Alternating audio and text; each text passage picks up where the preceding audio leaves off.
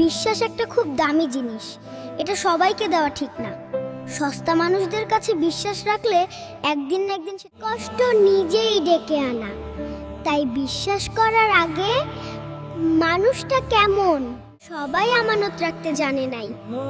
আর যে একবার বিশ্বাস ভেঙেছে তাকে আবার সুযোগ দেওয়া এত গুনাহ নিয়ে কবরে কেমনে যাব মাওলা? হাসরের ময়দানে দাঁড়াবো কিভাবে? আপনার বন্ধুর কাছে চাইবো কেমনে মাওলা? হাউজে কাউসারের পানি মিলবে কি করে? হে আল্লাহ, তোমার কাছে মাফ চাই, তুমি মাফ করে দাও মাওলা। সবকিছু হারিয়েও যে শান্ত থাকতে পারে বুঝে নিবেন সে আল্লাহর উপর ভরসা রাখে।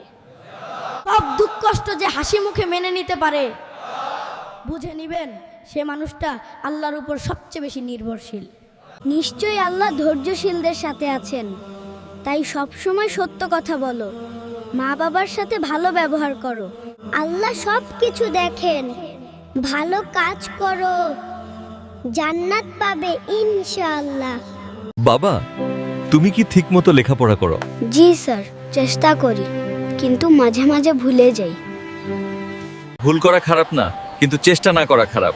প্রতিদিন একটু একটু করে পড়লে তুমি অনেক ভালো করতে পারবে। স্যার, আমি কি ভালো ছাত্র হতে পারবো? অবশ্যই পারবে, যদি মন দিয়ে পড়ো, মা বাবার কথা শোনো আর নামাজ পড়ো।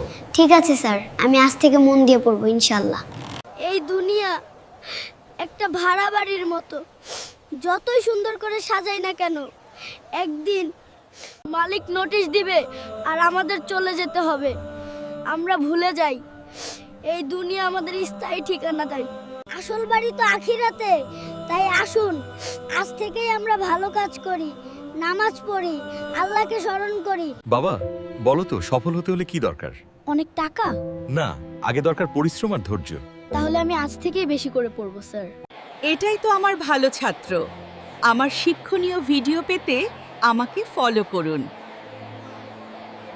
বাবু বলো, আল্লাহুম্মা ইন্নী আসআলুকা, আল্লাহুম্মা ইন্নী আসআলুকা। আল্লাহুম্মা ইন্নী আসআলুকা।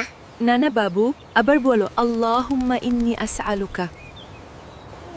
আল্লাহুম্মা ইন্নী আসলুকা। মাশাআল্লাহ, ধীরে ধীরে ঠিক হয়ে যাবে।